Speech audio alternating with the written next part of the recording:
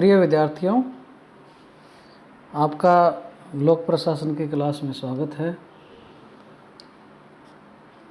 हम आज आपके जो फर्स्ट पेपर है उसकी फर्स्ट यूनिट जो है और अपने शेखावाटी यूनिवर्सिटी में जो सेक्शन ए है उसके बारे में हम पढ़ेंगे।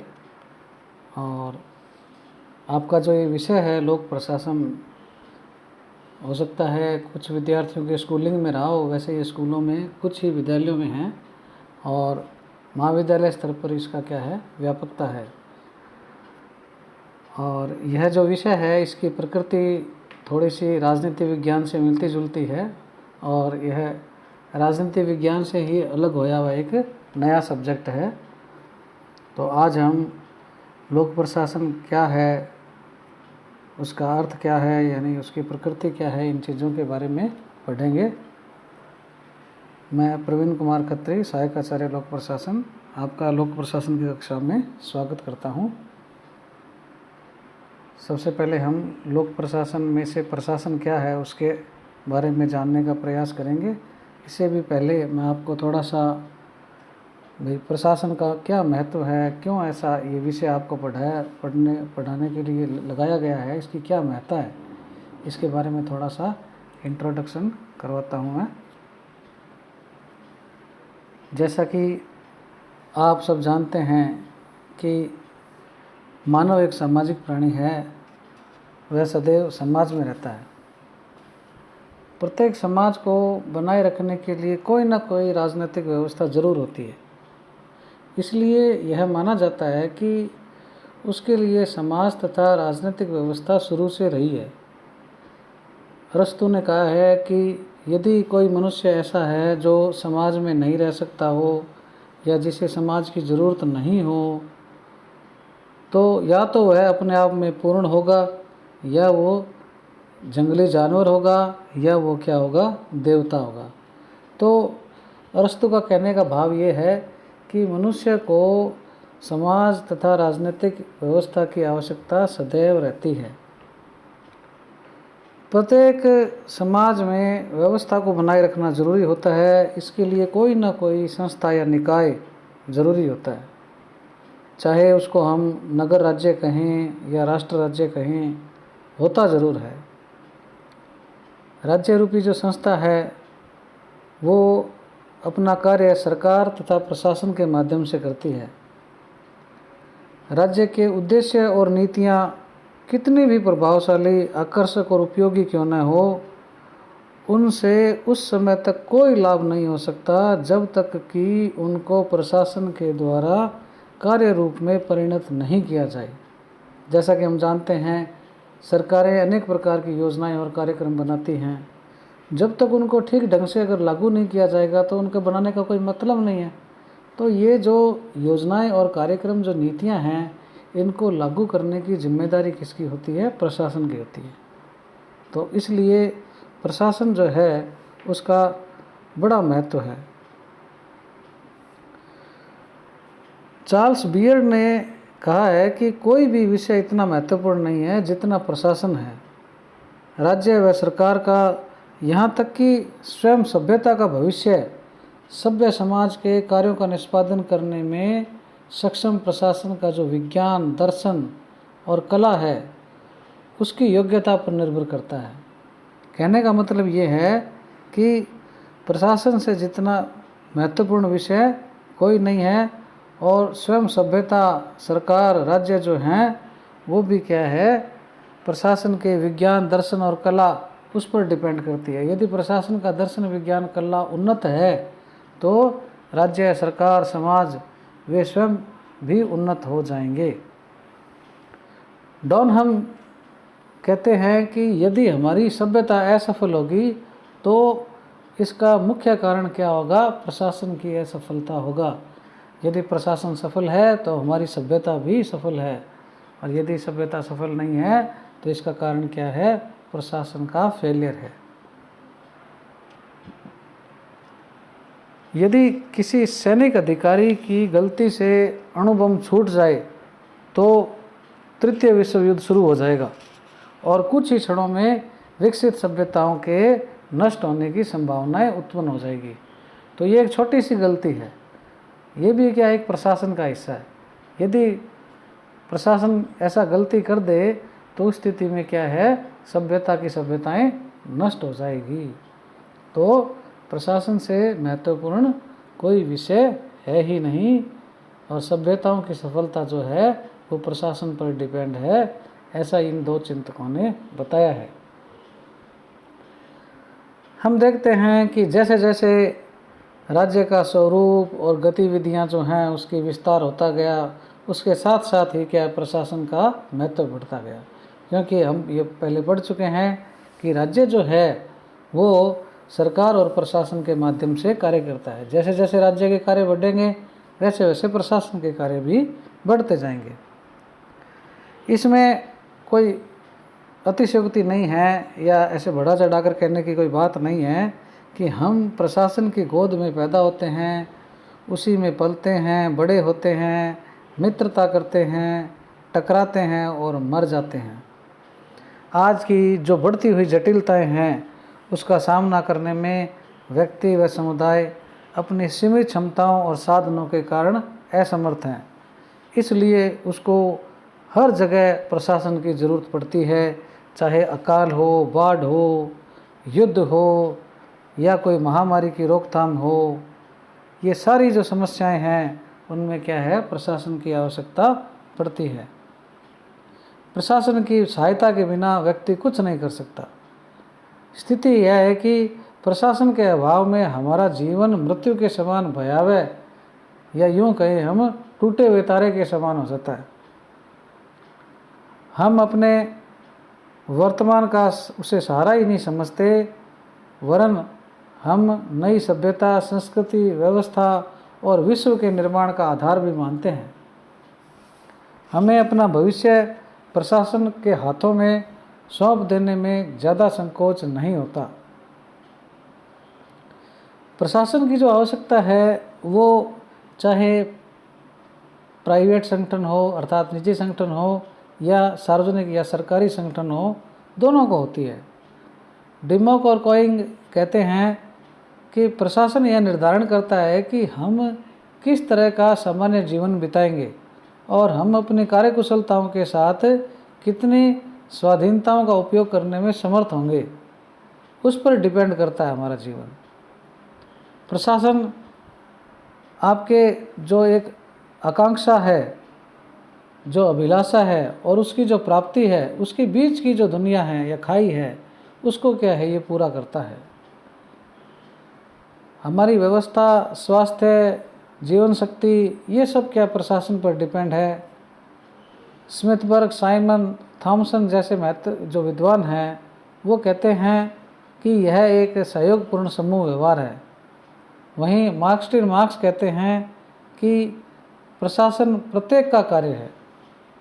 वास्तव में प्रशासन सभी जो नियोजित कार्य हैं, जो प्लानिंग से किए जाते हैं, उनमें विद्यमान होता है, चाहे वो प्राइवेट काम हो चाहे वो सरकारी काम हो। प्रत्येक जन समुदाय की जो सामान्य इच्छाएं हैं उसकी पूर्ति करने में प्रशासन क्या है, निरंतर व्यस्त रहता है। प्रत्येक राजनीतिक व्यवस्था जो है उसको प्रशासन की आवश्यकता होती है, चाहे वो लोकतंत्रात्मक व्यवस्था हो या समाजवादी हो या तानाशाही हो। एक दृष्टि से देखा जाए तो प्रशासन की जो आवश्यकता है वो लोकतंत्र से भी ज़्यादा समाजवादी व्यवस्थाओं में होती है, क्योंकि समाजवादी व्यवस्थाओं में सभी कार्य सरकार के द्वारा पूरे किए जाते हैं और सरकार अपना कार्य प्रशासन के माध्यम से करती है। लोकतांत्रिक व्यवस्थाओं में व्यक्ति निजी तौर पर तथा सूचना समुदाय जो है उसमें भी क्या है, सार्वजनिक जीवन में अपना योगदान देते हैं। फिर भी हम कह सकते हैं कि प्रशासन का कार्य समाजवाद की अपेक्षा लोकतंत्र में ज़्यादा कठिन होता है। समाजवाद में प्रशासन पूरी तरह से एक राजनीतिक दल द्वारा नियंत्रित और निर्देशित होता है, जबकि जो प्रजातंत्र है उसमें प्रशासन के बिना लोकतंत्र की सफलता मृग तृष्णा के समान होती है। एडी गोरवाला कहते हैं कि प्रजातंत्र में योजनाओं की सफलता के लिए एक स्वच्छ, कुशल और निष्पक्ष प्रशासन का होना अति आवश्यक है। प्रशासन जो सामान्य लक्ष्य हैं सरकार के, उसकी प्राप्ति के लिए नीतियों व निर्णयों के क्रियान्वयन में संलग्न रहता है और इस संदर्भ में प्रत्येक नागरिक और समुदाय के आचरण का नियंत्रण, नियमन और निर्देशन भी करता है प्रशासन। साथ ही साथ प्रशासन जो ये सामान्य लक्ष्य हैं या जो नीतियों की क्रियान्विति है, उनकी परिस्थितियों का निर्माण भी करता है। ऑर्डवेटिड कहते हैं कि प्रशासन एक क्या है, नैतिक कार्य है, और प्रशासक क्या है, एक नैतिक अभिकर्ता।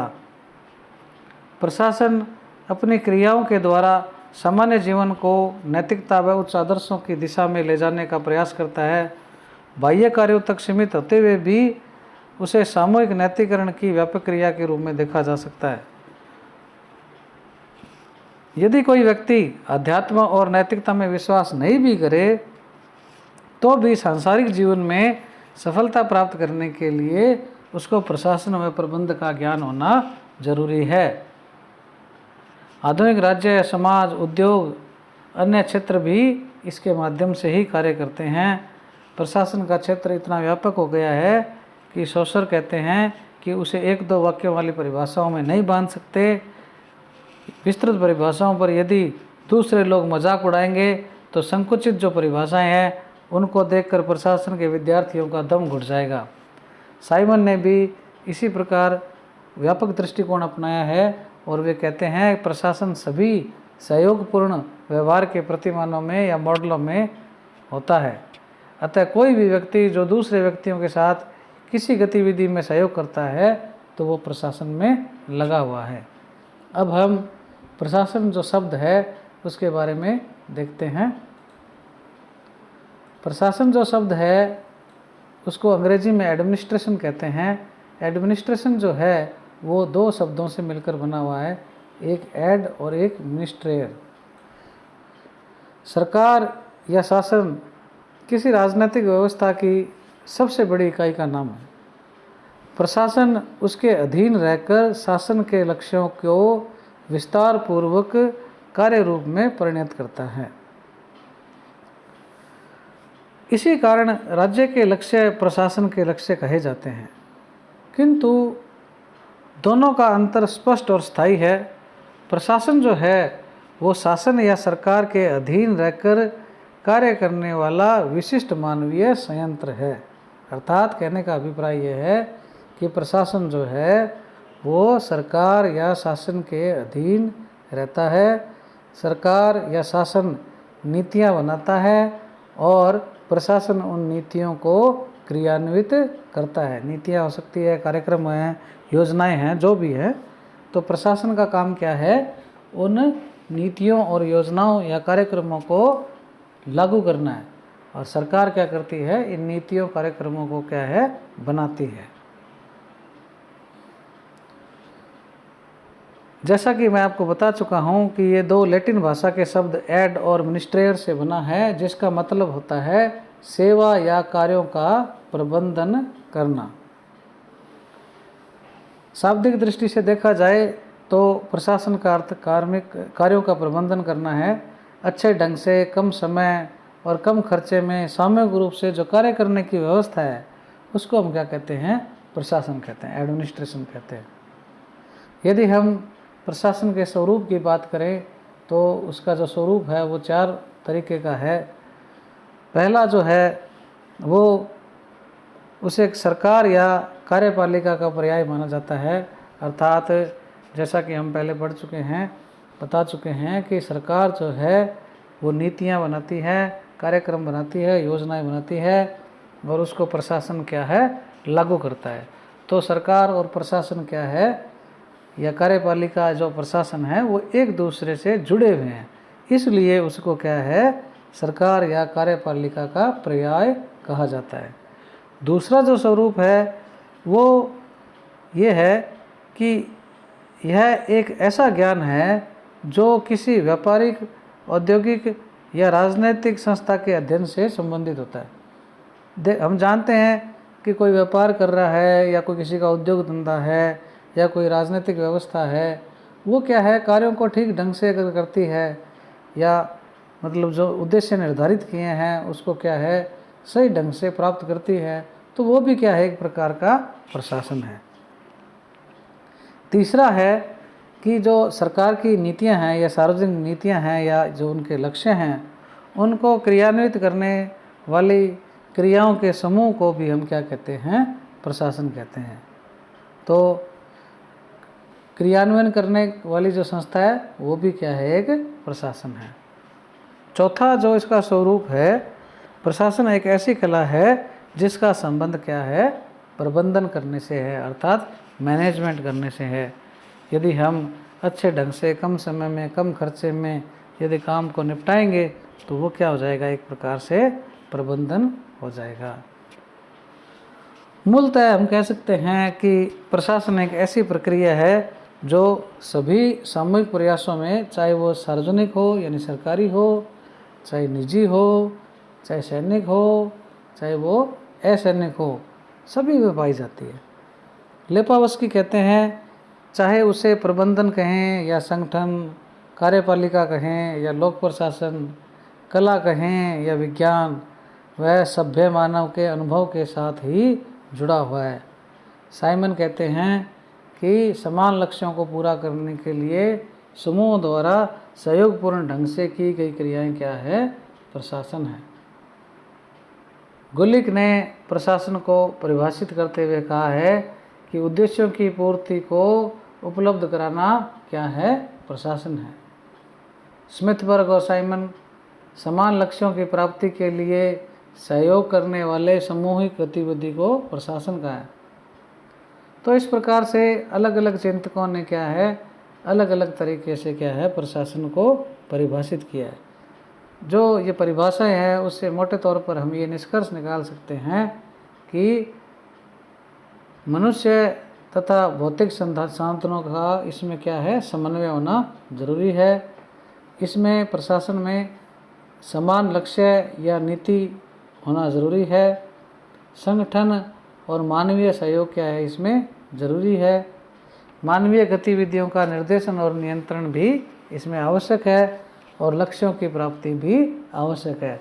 यदि ये सारे लक्षण या चीज़ें किसी में पाई जाती हैं तो हम कह सकते हैं कि वो एक प्रशासन है। अब हम इसके पश्चात प्रशासन के जो ये 5 लक्षण हैं, अब हम पढ़ते हैं लोक प्रशासन के बारे में।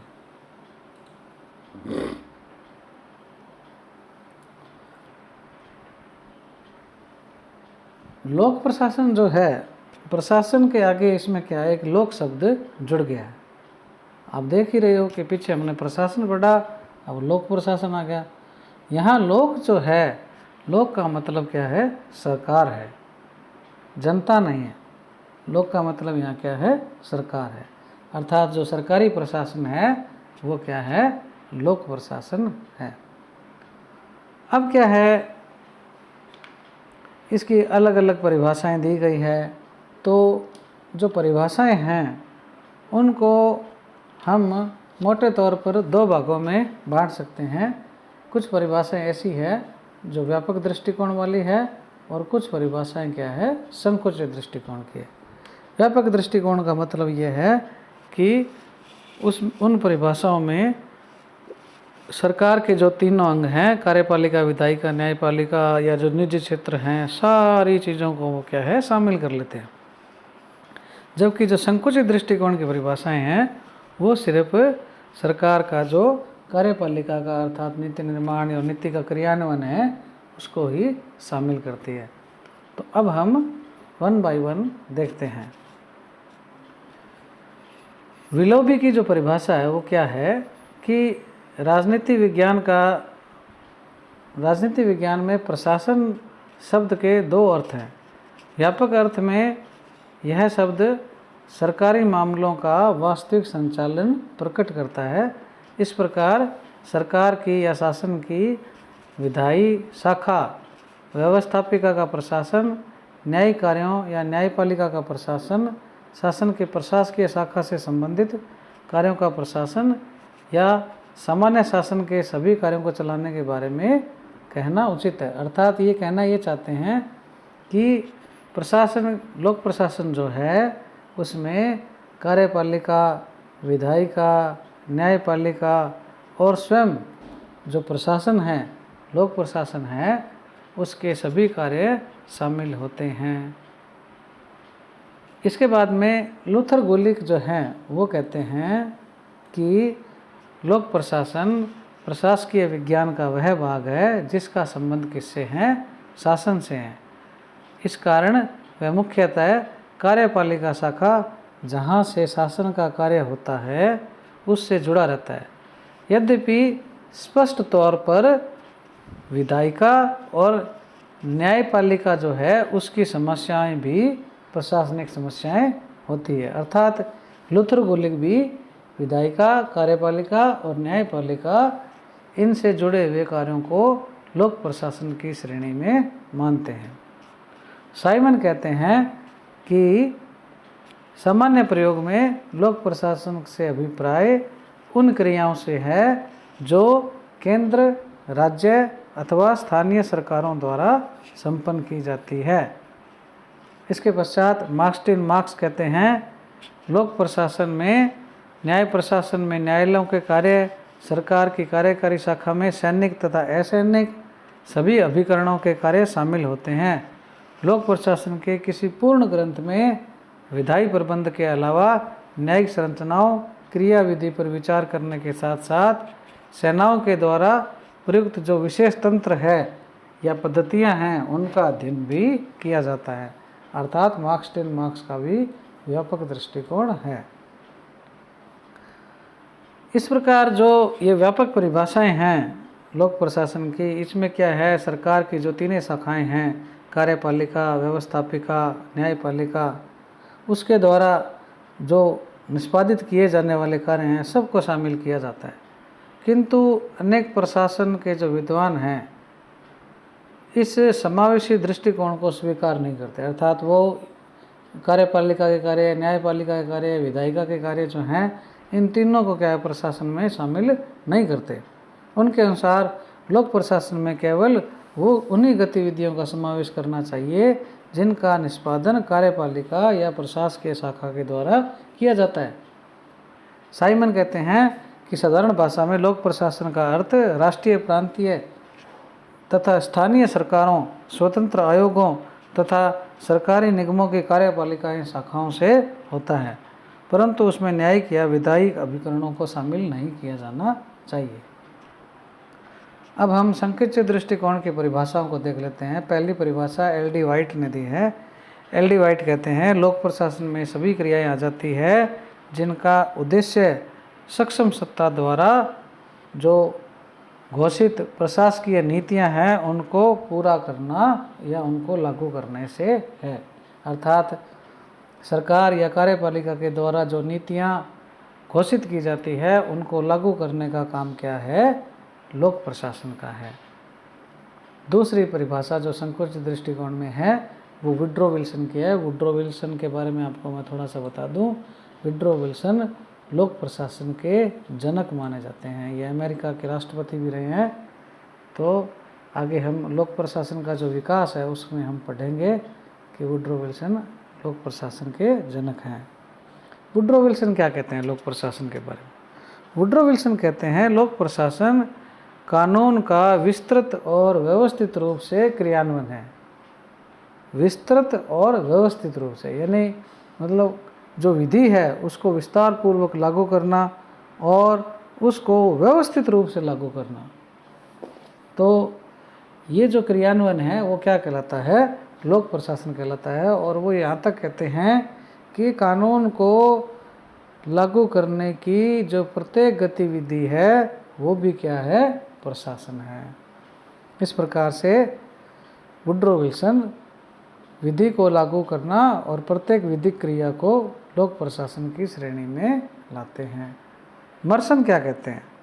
मर्सन कहते हैं कि किसी कार्य को पूरा करना उसका उद्देश्य ऐसी योजनाओं को बनाना जिसके अनुसार सरकार की कोई भी नीति सफलतापूर्वक क्रियान्वित हो सके। यानी कहने का मतलब ये है कि कि लोक प्रशासन का काम क्या है कि सरकार की जो नीतियां हैं उनको पूरा करना और उसके संबंध में जो भी योजनाएं बनाई जाती है उसमें मदद देना है। निष्कर्ष रूप से हम ये कह सकते हैं कि ये जो परिभाषाएं हैं उनको हम 4 कैटेगरी में बांट सकते हैं। पहली है कि प्रकृति तो व्यापक है किंतु क्षेत्र संकुचित है। इसमें वाइट की परिभाषा, एल.डी. वाइट की जो परिभाषा है उसको हम शामिल कर सकते हैं। उनके अनुसार लोक प्रशासन में सभी क्रियाएं जिनका प्रयोजन लोक नीतियों को लागू करना है। तो कहने का अर्थ ये है कि प्रकृति तो क्या है इसकी व्यापक है, लेकिन क्षेत्र क्या है उसका संकुचित है। यानी मतलब कार्य तो सारे ले लिए उसने, लेकिन कार्य लिए कौन से? सिर्फ नीतियों को लागू करने वाले। प्रकृति तो क्या हो गई? व्यापक, लेकिन क्षेत्र क्या हो गया? सिर्फ नीतियों को लागू करना। कुछ परिभाषा ऐसी है जो प्रकृति व क्षेत्र दोनों से क्या है? संकुचित है। जैसे मार्क्स का है, साइमन का है, मर्सन का है। ये क्या है? सीमित क्षेत्र में है दोनों। कुछ परिभाषाएं ऐसी है जिनकी प्रकृति संकुचित है और क्षेत्र क्या है? व्यापक है। उसमें क्या है? लूथर गुली कहते हैं। और जिनके दोनों ही विस्तृत हैं, प्रकृति और क्षेत्र, वो है डिमॉक और पिफनर। निष्कर्ष रूप से हम अब यह कह सकते हैं कि सिद्धांत रूप में लोक प्रशासन का क्षेत्र क्या है? बहुत ज़्यादा व्यापक है। उसमें कार्यपालिका, व्यवस्थापिका और न्यायपालिका के कार्यों का प्रशासनिक दृष्टि से अध्ययन किया जा सकता है, किंतु व्यवहार में केवल कार्यपालिका शाखा के कार्यकलापों के अध्ययन को प्राथमिकता देता है। मार्क्स व साइमन ने इस स्थिति का समर्थन करते हुए बताया है कि लोक प्रशासन से हमारा अभिप्राय मुख्यतः संगठन, सेवा करने वाले के कार्यों और तथा कार्य करने की उनकी प्रणालियों से संबंधित है, जो कार्यपालिका को सौंपे गए नागरिक अर्थात असैन्य कार्यों को प्रभावशाली ढंग से पूरा करने के लिए जरूरी है। परंतु लोक प्रशासन अन्य अंगों के कार्यों में सर्वथा उदासीन नहीं रह सकता। कहा जा सकता है कि कानून बनाने व न्याय करने का काम भी लोक प्रशासन के स्वरूप और गतिविधियों की गहरी जानकारी चाहता है। ऐसा ज्ञान होने पर ही विधि जो है उसका क्रियान्वयन ढंग से किया जा सकता है, विधि का निर्माण ढंग से किया जा सकता है। तो कुल मिला के अगर आप किसी नीति या कार्यक्रम को लागू करते हो तो उसकी बनाने की प्रक्रिया की भी आपको जानकारी होना आवश्यक है। तो इस प्रकार से जो ये लोक प्रशासन है इसमें हमने परिभाषा और उसके बारे में थोड़ा सा जानने का प्रयास किया। इसके बाद में हम इसके 2 दृष्टिकोण हैं, एकीकृत और प्रबंधात्मक दृष्टिकोण, इसके बारे में देखते हैं। ये क्या है कि प्रशासन में किन किन गतिविधियों, कार्यकलापों या प्रक्रियाओं को शामिल किया जाए तथा उसको किस दृष्टि से देखा जाए, ये जो ऐसे प्रश्न हैं उनको हम 2 दृष्टिकोणों में बांट सकते हैं। एक तो है एकीकृत इंटीग्रेटेड दृष्टिकोण, तो दूसरा है प्रबंधात्मक अर्थात मैनेजरियल दृष्टिकोण। एकीकृत दृष्टिकोण क्या कहता है कि वो कहता है कि प्रशासन में वो सारी क्रियाएं जो निर्धारित लक्ष्यों तथा उद्देश्यों की पूर्ति के लिए की जाती है सब शामिल हो जाती है। उदाहरण के लिए साइमन ने कहा था कि सामान्य लक्ष्यों की पूर्ति के लिए सहयोग करने वाले वर्गों की क्रियाएं क्या है? प्रशासन है। प्रबंधात्मक दृष्टिकोण कहता है कि प्रशासन में केवल नियोजन, संगठन, समन्वय, निर्देशन, नियंत्रण, पर्यवेक्षण यानी जो मैनेजमेंट से जुड़े हुए जो कार्य हैं वो ही उसमें शामिल होते हैं। उसमें जो डे टू डे, दिन प्रतिदिन के जो कार्य हैं वो इसमें शामिल नहीं होते। जो एकीकृत दृष्टिकोण है इसमें चपरासी से लेकर उच्चाधिकारी, जो सर्वोच्च अधिकारी है, वो सब शामिल हो जाते हैं। जबकि प्रबंधात्मक दृष्टिकोण में सिर्फ जो प्रबंधन का कार्य करते हैं वो ही शामिल होते हैं। ये जो दोनों दृष्टिकोण हैं ये एक तरफा है। एक तो क्या कहता है सभी को शामिल करता है और एक क्या है सिर्फ प्रबंधन को शामिल करता है। अर्थात कहने का अर्थ ये क्या है, एक तरफा है, एकांगी है और अपूर्ण है।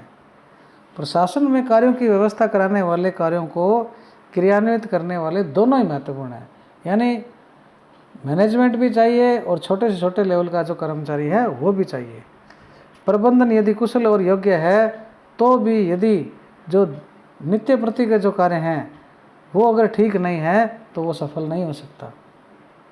सिपाही की समस्याओं और क्षमताओं पर ध्यान न देने वाला सेनापति सफल नहीं हो सकता। वास्तव में प्रशासन में दोनों ही प्रकार की गतिविधियां होती है। उच्च स्तर पर यदि प्रशासन अथवा प्रबंधन अधिक नैतिक जो रूटीन के कार्य, यांत्रिक कार्य कम होता है, तो निम्न स्तरों पर क्या है प्रबंधक कार्य कम होते हैं। यानी उच्च स्तर पर तो क्या मैनेजमेंट के कार्य ज़्यादा होंगे और जो निम्न स्तर होता है वहाँ मैनेजमेंट के कार्य कम होते हैं। और उच्च स्तर पर क्या रूटीन के कार्य कम होते हैं और निम्न स्तर पर क्या है रूटीन के कार्य ज़्यादा होते हैं। प्रबंधात्मक कार्यों का अधिक महत्व है किंतु क्रियान्वयन में कम महत्वपूर्ण नहीं होता। प्रबंधात्मक दृष्टिकोण जो है वो तकनीकी होने के कारण स्पष्टता लिए हुए, वाणिज्य है, उद्योग है, जो हायर सर्विसेज हैं वो उनमें क्या लोकप्रिय है। इसकी लोकप्रियता का कारण क्या है, इसकी सरलता और सूक्ष्मता है। किंतु लोक प्रशासन की गतिविधियों को प्रबंधक तक सीमित रखना अवास्तविक और अव्यवहारिक है। इससे प्रशासन का अध्ययन क्या हो जाएगा, अमूर्त हो जाएगा। और कहने का भाव ये है कि इसका जो इंटीग्रेटेड दृष्टिकोण है, यानी उसमें दोनों ही चीज़ें शामिल हो, वो ही प्रशासन का सही दृष्टिकोण है। इसके पश्चात हम लोक प्रशासन की प्रकृति के बारे में देखते हैं कि लोक प्रशासन कला है अथवा विज्ञान है।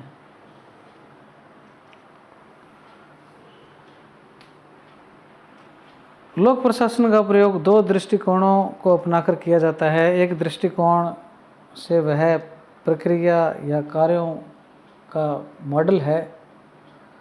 इस अर्थ में वह सरकारी मामलों के संचालन से जुड़ा हुआ है, अर्थात सरकार की जो योजनाएं, नीतियां, कार्यक्रम हैं उनको क्या है वो लागू करता है। दूसरे दृष्टिकोण से प्रशासन की गतिविधियों या जो कार्य हैं उनको वैज्ञानिक दृष्टि से उनका अध्ययन होना चाहिए, उससे जुड़ा हुआ है। पहला जो है परिप्रेक्ष्य, जिसको हम लोक प्रशासन एक कला है उसको हम देखते हैं। चार्ल्स वर्थ कहते हैं कि यह कला है क्योंकि उसके संचालन के लिए अधिक कुशल नेतृत्व, उत्साह और उच्च आस्थाओं की आवश्यकता होती है। प्रशासन का जो कार्य है उसके लिए क्या है, कुशल नेतृत्व, उत्साह और उच्च आस्थाओं की आवश्यकता होती है। तो इसलिए क्या है, लोक प्रशासन एक कला है। ऑर्डवे टीड जो हैं वो कहते हैं कि प्रशासन एक ललित कला है, फाइन आर्ट है, और क्योंकि वही सभ्य जीवन बिताने के लिए महत्वपूर्ण संरचना हेतु विशिष्ट प्रतिमा की मांग करता है। अर्थात एक ललित कला है, जैसे एक आर्टिस्ट होता है वो क्या है, एक मतलब जो ढांचा है या खाका है उसके अंदर क्या है अपना रंग रूप इत्यादि वगैरह सब कुछ भरता है, एक स्ट्रक्चर देता है। तो इसी प्रकार का एक प्रशासक भी ऐसा कार्य करता है। महादेव प्रसाद शर्मा जो है, MP शर्मा, जो भारत में लोक प्रशासन के जनक माने जाते हैं, वो कहते हैं कि इसे कलाओं में सर्वश्रेष्ठ माना जाता है। प्रशासन जो है वो कलाओं में क्या है, सर्वश्रेष्ठ है। एक कला के रूप में उसे अनादिकाल में पहचाना और काम में लिया जा रहा है। कौटिल्य, अकबर, टोडरमल, बिस्मार्क, सरदार वल्लभ भाई पटेल, नेपोलियन आदि को प्रशासन के महान कलाकार माने जाते हैं। मानव जीवन के उच्चतम लक्ष्यों को प्राप्त करने के लिए उन्होंने मानवीय, भौतिक, अन्य साधनों का बड़ा कुशलता से उपयोग किया था। प्रशासन को उपलब्ध मानवीय और जो सामाजिक साधन हैं उनके द्वारा सामूहिक जीवन का एक विशेष ढंग से निर्माण करने वाला कलाकार माना जाता है। अच्छे गायक, संगीतकार, कवि, चित्रकार की तरह ही अच्छा प्रशासक भी क्या है पैदा होता है, बनाया नहीं जाता। ऐसा क्या है, लोक प्रशासन एक कला है, इन चिंतकों का मानना है। प्रशासन विज्ञान के सिद्धांतों, नियमों आदि को कितना ही सीख लेने का प्रयत्न क्यों न कर ले, परंतु उसके परिणाम स्वरूप कोई व्यक्ति एक अच्छा प्रशासक नहीं बन सकता, क्योंकि प्रशासक क्या है, ये मानता है, पैदा होते हैं। जिस प्रकार एक कलाकार, कवि या चित्रकार कला के माध्यम से अपने अभिव्यक्ति करता है, उसी प्रकार एक प्रशासक जो है वो प्रशासन के माध्यम से अपनी आत्मा की आत्मा अभिव्यक्ति करता है। उर्विक ग्लैडन-टीड ने भी इसका समर्थन किया है। एक कला के रूप में प्रशासन अरस्तु से लेकर वर्तमान समय तक क्या है, लगातार बना हुआ है। ग्लैडन ने लिखा है कि कला मानव की योग्यता से संबंधित ऐसा ज्ञान है जिसमें सिद्धांत की अपेक्षा अभ्यास पर विशेष बल दिया जाता है। प्रशासन एक ऐसी कला है जिसकी प्रेरणा स्रोत व्यक्ति का अंतःकरण है। वह व्यक्ति के अनुभव, चातुर्य, निरंतर विकास और कुछ सर्वव्यापी निश्चित नियमों के बार बार अभ्यास का परिणाम होती है। उसके साक्षात्कार के लिए विशेष पत्तियों या सामग्री की आवश्यकता होती है। ग्लैडन ने उसे एक ऐसी क्रिया माना है जिसे विशेष प्रकार की कुशलता की आवश्यकता होती है। प्लेटो ने अपनी किताब रिपब्लिक में प्रशासन के लिए लंबी अवधि के शिक्षण प्रशिक्षण का प्रावधान किया है। प्रत्येक कला की तरह प्रशासन भी व्यक्ति के जीवन को अधिक सुखद व अधिक सुंदर बनाना चाहता है, अर्थात वह भी सत्यम शिवम सुंदरम की साधना है। उसके लिए एक प्रशासक को कठिन परिश्रम और दीर्घकालीन साधना की आवश्यकता होती है। किंतु ये जो कला विषयक विचारधारा है वो बड़ा चढ़ाकर है, अतिशक्तिपूर्ण है। जन्म से कोई भी व्यक्ति सफल प्रशासक नहीं होता। प्रशासन एक ऐसी कला है जो निपुणता, कुशलता, साधना व अभ्यास के द्वारा प्राप्त होती है। उसके लिए कठिन साधना व अभ्यास की आवश्यकता होती है, किंतु यह सत्य है कि एक अच्छा प्रशासक बनने के लिए भाव भरा हृदय, मानव के प्रति विश्वास, दूरदृष्टि, विवेक आदि गुणों का होना आवश्यक है। एक दृष्टि से प्रशासक अन्य कलाकारों की अपेक्षा अधिक ऊंचा है। अन्य कलाएं, साहित्य, संगीत आदि अधिकांशतः अमूर्त, अस्थायी, एकांगी हैं। प्रशासन ठोस और मूर्त रूप से जीवन को अधिक सुंदर, अधिक आकर्षक और अधिक विकासमान बनाने का प्रयास करता है। वह सपनों की दुनिया में रहने वाला या खो जाने वाला प्राणी न होकर सपनों को धरती पर उतारने वाला समाजसेवी है। प्रशासक मानव को परलोक के बजाय इस लोक में सुखी बनाने का सतत प्रयत्न करता है। तो इस प्रकार से क्या है, प्रशासन एक कला है, इसको बताने का प्रयास किया गया है। दूसरी जो विचारधारा है वो कहती है प्रशासन एक विज्ञान है। इसमें 3 प्रकार के मत हैं। पहला मत जो है वो कहता है कि लोक प्रशासन अभी विज्ञान नहीं है। इस विचार को F.W. टेलर ने वर्तमान शताब्दी के प्रारंभ में रखा था। उनके अनुसार प्रबंधन जो है, मैनेजमेंट जो है, मनमानी, स्वेच्छाचारी या ध्वंस वाली युक्तियों से काम लेता है। उसके वास्तविक दायित्व प्रत्येक कार्य उसके अंश के लिए एक वैज्ञानिक माप या एक बढ़िया तरीका जो काम करने का है वैसा होना चाहिए। उर्विक का विचार है कि हमें अभी भी एक सुसंगत जो प्रतिमान है या मॉडल है उसकी आवश्यकता है। इस संबंध में MP शर्मा का मत है कि वर्तमान अवस्था में एक विज्ञान के रूप में वह तथ्य संग्रह से अधिक कुछ नहीं है। कहने का भाव ये है कि लोक प्रशासन अभी विज्ञान नहीं है, वो एक प्रकार से सिर्फ अभी तथ्य या डेटा ही कलेक्ट कर रहा है, विज्ञान नहीं है। दूसरी जो मत है वो है इसमें लोक प्रशासन विज्ञान बनने की प्रक्रिया में है। चार्ल्स बियर्ड ने कहा है कि लोक प्रशासन में पर्याप्त मात्रा में सूक्ष्मता, निश्चितता, पूर्व कथनीयता यानी एडवांस में वो बता सकता है, भविष्यवाणी कर सकता है, ये पाई जाती है। ये विज्ञान में भी होती है। तो उससे क्या है, उससे समानता स्थापित करने का प्रयास किया जा रहा है।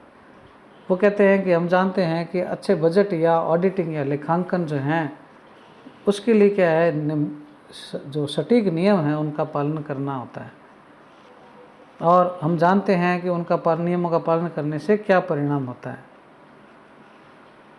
नागरिक सेवा जो है, जनता की जो सेवा है उसके गठन से संबंधित जो सिद्धांत है उनका पालन न करने पर प्रशासन का क्या हाल होता है हम जानते हैं। वो क्या बताने का प्रयास कर रहे हैं कि जो नियम हैं, जो सिद्धांत हैं, उनका पालन करना प्रशासन में ज़रूरी है, इसलिए वो क्या है, विज्ञान बनने की एक प्रक्रिया में। हर्बर्ट साइमन ने प्रशासनिक व्यवहार में, उनकी पुस्तक थी प्रशासनिक व्यवहार, एडमिनिस्ट्रेटिव बिहेवियर, उसमें उन्होंने बताया कि परंपरागत धारणाओं की आलोचना करते समय यही दृष्टिकोण उन्होंने अपनाया है। उन्होंने प्रशासन को विज्ञान बनाने के लिए निर्णय प्रक्रिया, डिसीजन मेकिंग जो है, उस सिद्धांत का विकास करने पर उन्होंने जोर दिया। जीव विज्ञान है, बायोलॉजी है, या मेडिकल साइंस जो चिकित्सा विज्ञान है, उसका उदाहरण देते हुए उन्होंने कहा, साइमन ने, कि एक विज्ञान के रूप में लोक प्रशासन को संगठन में व्यक्तियों के व्यवहार का अध्ययन करना चाहिए और उसे प्रशासन को चलाने के लिए क्रियात्मक सुझाव देने चाहिए। एक उभरते विज्ञान के रूप में गिलमोर ने लोक प्रशासन को अंततोगत्वा एक विज्ञान कहा है। उनका मत है कि विज्ञान शब्द को पूर्ण विशुद्धता या सूक्ष्मता से ग्रहण न करके उसे अनुभव या अवलोकन द्वारा प्राप्त जो क्रमबद्ध ज्ञान है उसके रूप में देखा जाना चाहिए। तीसरा जो मत है वो कहता है कि लोक प्रशासन एक क्या है, विज्ञान है। मर्सन, गुलिक, उनका विचार यही है। विल्सन और विलोबी उससे पहले, इनसे पहले उसको विज्ञान ही मानते हैं। विलोबी के अनुसार प्रशासन में सामान्यतः प्रयोग किए जाने वाले जो मूलभूत सिद्धांत हैं, जो किसी भी विज्ञान की विशिष्टता का वर्णन करने वाले लक्षणों के अनुरूप है। 1937 में लूथर, गुलिक और उर्विक ने प्रशासन को विज्ञान मानते हुए और उन्होंने जो लेख लिखे उसको एकत्रित कर papers on science of administration एक पुस्तक लिखी। संयुक्त राज्य अमेरिका में प्रशासन व प्रबंधन दोनों को विज्ञान माना जाता है। वाल्डो ने शासकों को सामान्यीकरण का विशेषज्ञ कहा है। ग्लेन नेगली ने बहुत जोरदार ढंग से समर्थन के साथ प्रशासन को विज्ञानों के पद सोपान पर सर्वोच्च स्थान प्रदान किया। प्रशासन में मानव ज्ञान का उच्चतम संगठन पाया जाता है।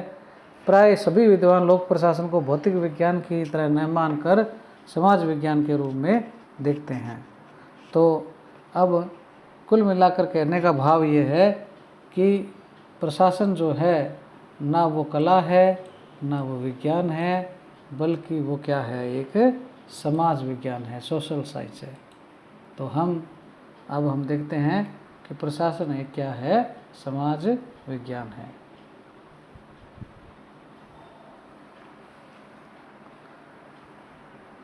वास्तव में लोक प्रशासन प्राकृतिक विज्ञानों की श्रेणी में नहीं आता, जैसे फिजिक्स, केमिस्ट्री, जूलॉजी वगैरह हैं, बल्कि वो क्या है, एक सोशल साइंस है, सामाजिक विज्ञान की श्रेणी में आता है। विज्ञान की इन श्रेणियों या वर्गों में विज्ञानत्व का अंतर ही है। यानी कहने का अभिप्राय ये है कि लोक प्रशासन को हम सामाजिक विज्ञान कह सकते हैं। इसके कुछ महत्वपूर्ण बिंदु हैं, उनको हम देखते हैं। पहला कहता है कि प्रशासन की जो गतिविधियां हैं या उनकी जो संरचनाएं हैं, यानी जो संगठन है, प्रशासन काम कर रहा है, उसके अनेक संगठन भी होते हैं, अलग अलग तरह के विभाग है, ऑफिस हैं। ये जो संरचनाएं हैं ये सब कहाँ रहकर काम करती है, समाज में रहकर काम करती है। और किसके लिए काम करती है, समाज के लिए काम करती है। और उसका जो परिवेश है, वातावरण जो है, जिसके चारों ओर वो संस्था या संगठन या संरचना काम करती है, वो भी क्या है, सामाजिक है। और उस पर क्या है, समाज का प्रभाव भी पड़ता है। तो कुल मिलाकर वो समाज में रहती है, समाज के लिए ही करती है, और उसके ऊपर समाज का प्रभाव भी पड़ता है। इसलिए क्या है, लोक प्रशासन एक सामाजिक विज्ञान है। प्रशासन में कार्यशील जो मनुष्य है, मतलब प्रशासन को काम करने वाले मनुष्य ही तो होते हैं। प्रशासन नामक जो संरचना या संगठन है वो किसके द्वारा संचालित होते हैं, मनुष्यों के द्वारा होती है। और मनुष्य खुद क्या है, सामाजिक है। इसलिए क्या है, ये एक सामाजिक विज्ञान है। तीसरा बिंदु क्या कहता है कि राज्य के माध्यम से या सरकार के माध्यम से प्राप्त प्रशासन के जो लक्ष्य हैं, यानी सरकार लक्ष्य तय करती है और प्रशासन क्या है उनको प्राप्ति का प्रयास करता है, और वो जो लक्ष्य होते हैं सरकार के या राज्य के, वो भी समाज के लक्ष्यों व उद्देश्यों से मेल खाते हैं। क्योंकि जो जनता की जो आवश्यकताएं हैं, इच्छाएं हैं, आकांक्षाएं हैं, उनको पूरा करने की जिम्मेदारी किसकी होती है? राज्य की या सरकार की होती है। और वो जो आकांक्षाएं या इच्छाएं हैं उनको पूरा करने का काम किसका है? प्रशासन का है। इसलिए समाज के जो लक्ष्य हैं उनसे भी क्या प्रशासन जुड़ा हुआ है, अर्थात समाज के लक्ष्य प्रशासन के लक्ष्य हैं और वही लक्ष्य क्या हैं? राज्य के हैं। तो इसलिए भी क्या एक सामाजिक विज्ञान है। चौथा बिंदु कहता है समाज विज्ञानों से ही लोक प्रशासन का यथार्थ अध्ययन करते हुए पद्धतियाँ, उपागम, सिद्धांत आदि उपलब्ध तथा विकसित किए जा रहे हैं। यानी कहने का भाव ये है कि समाज विज्ञानों यानी जो सोशल स्टडी है उसकी अनेक ब्रांचें हैं, राजनीति विज्ञान है, अर्थशास्त्र है, समाज शास्त्र है, मनोविज्ञान है, दर्शन शास्त्र है। उसमें जो भी पद्धतियाँ, उपागम, सिद्धांत हैं उनकी सहायता से भी क्या है लोक प्रशासन में उपागम या सिद्धांत विकसित हो रहे हैं। इसलिए क्या है वो एक सामाजिक विज्ञान है। अंत में लोक प्रशासन का क्रियान्वयन से संबंध होने से समाज विज्ञानों की सार्थकता, एकता और यथार्थता प्रकट होती है। कहने का भाव ये है कि लोक प्रशासन का जो क्रियान्वयन है, लोक प्रशासन का जो संबंध है उसका संबंध किससे है? क्रियान्वयन से है। हम पहले बढ़ चुके हैं कि सरकार या राज्य के द्वारा जो कार्यक्रम या नीतियाँ बनाई जाती है उनको लागू करने का काम किसका है? लोक प्रशासन का है। और वो समाज विज्ञानों की जो सार्थकता है और उसकी जो एकता है उसको वो प्रकट करता है। तो इस प्रकार से आज हमने लोक प्रशासन का अर्थ और प्रकृति के बारे में जाना। यदि आपको इसमें किसी भी प्रकार की शंका या कोई समझ ना आया हो तो आप मुझे कमेंट्स बॉक्स में या मेरे व्हाट्सएप नंबर पर भी शेयर कर सकते हैं। मैं आपको इसके नोट्स क्या है शेयर कर दूंगा, जिससे आपको क्या है वीडियो अच्छी तरीके से समझ आ जाएगा। धन्यवाद।